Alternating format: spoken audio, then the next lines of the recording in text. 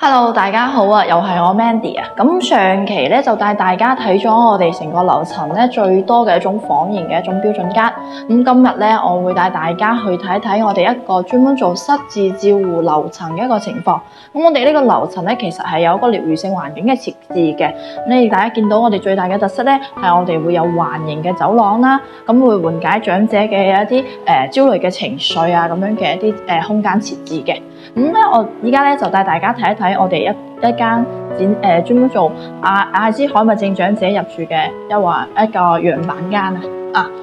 咁呢度咧會見到咧，我哋會有門口處咧會有一個難忘經歷嘅展板。咁呢個展板咧，其實我哋會將一啲長者嘅一啲以前嘅一啲照片啦，包括佢中意嘅一啲元素啦，會放喺呢個展板度。咁另外我會仲有一個簡單嘅介紹喺度嘅啫。咁咧有兩個功能，咁第一個功能咧就係方便長者去第一時間咧更好咁去揾到佢間房。咁仲有一個功能咧就係令到嚟呢個樓層嘅照護人員又好啦，或者係其他嘅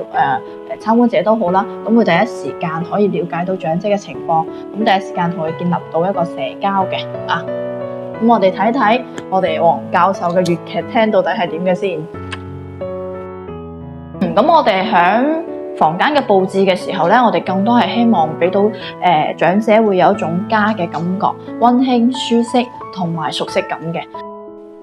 大家有冇發現咧？我哋台面有一個箱啊，咁我哋咧就叫呢個係叫記憶箱嚟嘅。咁記憶箱入邊有啲咩咧？其實我哋係同家屬一齊咧去幫長輩去搭建嘅一個記憶箱。咁呢個記憶箱咧，我哋會鼓勵家屬咧會帶長輩以前嘅一啲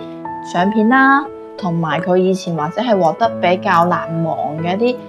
勳章啦，或者係榮譽嘅一啲獎狀啊咁樣過嚟，咁我哋會定期咧會同我哋嘅長者一齊開展一啲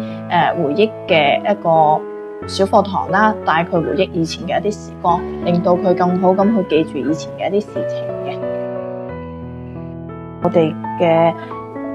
床品嘅搭配咧，其實我哋係會選一啲顏色比較鮮豔嘅，因為咧阿茲海默症嘅長者咧，其實係對一啲淺色調啦，甚至係白色調咧係冇咁敏感嘅。咁咧呢種比較溫馨嘅暖色調咧，對於佢嚟講咧就會比較容易去第一時間可以去感受到，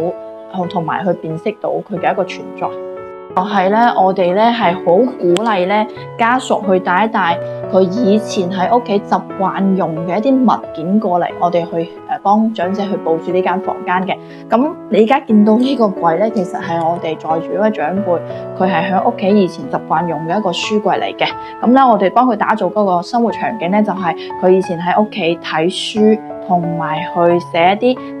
日記嘅咁樣嘅一個功能區俾到佢。咁接落嚟咧，我會帶大家睇睇洗手間嘅一個情況啊。會見到咧，我哋嘅洗手間咧，其實對比普通嘅長者嘅情況咧，佢會多咗一啲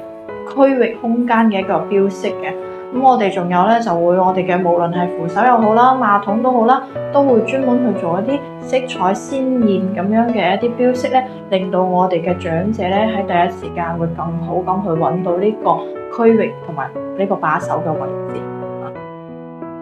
咁我哋咧希望每一位入住嘅長者咧，除咗喺呢度得到專業嘅照護服務之外咧，可以喺我哋呢個溫暖嘅大家庭度揾到家嘅感覺。咁我哋嘅介紹咧就今期到呢度結束啦。咁我哋期待下期再見，拜拜。